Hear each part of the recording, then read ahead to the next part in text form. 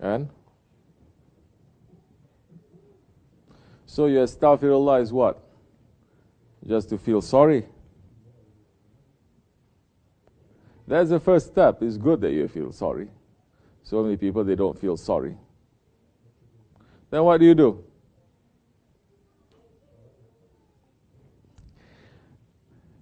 Understand now, although we're in tariqat, don't put away shariat. Huh?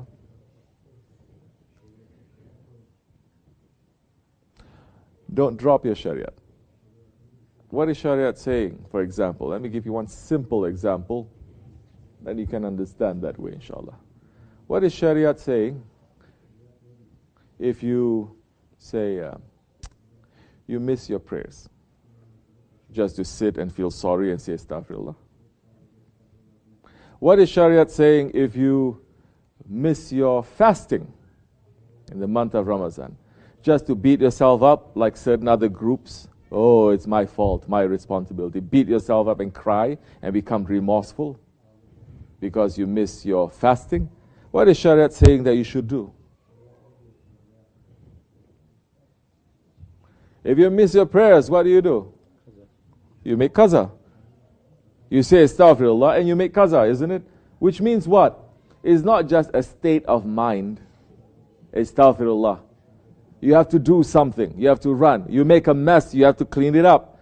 You make a mess. So many people make a mess. Oh, okay, I'm sorry. I make a mess. I'm so sorry I make a mess. Please, I'm so sorry. But the mess is still there.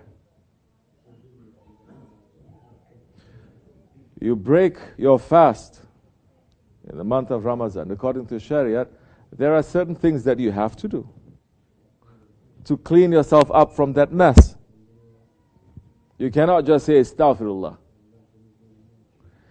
Then there's things that you have to do. Now, as much as you are supposed to do, if you have a share, you speak, then he can balance certain things for you. Don't try to take it by yourself too, because so many things is very heavy. But it is a responsibility on us to do that. We cannot just say Astaghfirullah. We cannot just say, I'm sorry. I did something wrong and I'm sorry. Yes, you don't feel light about it because that's all that you are doing. You're not running to fix it, the situation. Don't ask me what I can do. There are millions of things that you can do. You feel sorry that you've done something wrong. To who? To Allah. Fix your relationship with Him. You did something wrong to another person. Fix your relationship with that one. You did something wrong by taking away the rights of others, then give it back. It's difficult for you to do that, then look to those whose rights they have been taken away from them, that their rights have been trampled, and give them their rights. That's why in Islam it is so important to do what?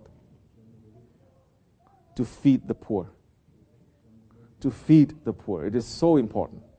Every occasion we have, we feed the poor. You cook something, you give people. You open it up. You invite people to come and to eat. You give sadaqah.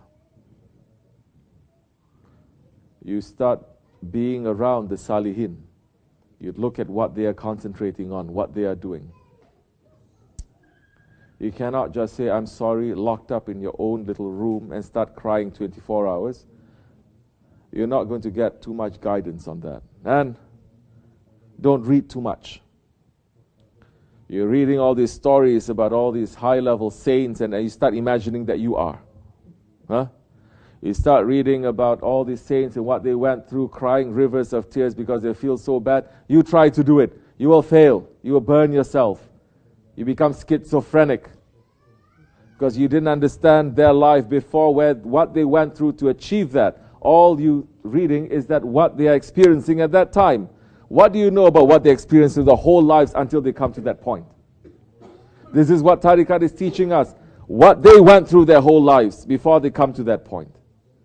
But you're reading and you're reading. Yes, you're reading. You get some inspiration. But don't enter into illusion and delusion world now. So many we're looking also, they're not reading all these stories of saints also with proper manners. You cannot even take it and lie back and read it like you're reading a magazine. You cannot. This is the holy lives of the saints. The same way adab that you have in reading the Quran and the Hadith Shareef. What are the saints doing in their lives except to live the Quran and to live the Sunnah of the Prophet ﷺ? So you have to give them the same kind of respect.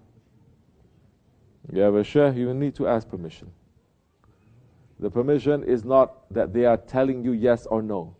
The permission is, as a doctor, they can prescribe what is the best for you at that time.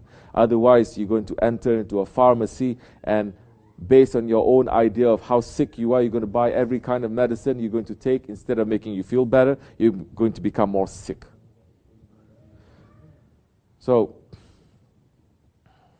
this will make your iman to become stronger, inshallah. Find something, do something. Assalamu alaikum.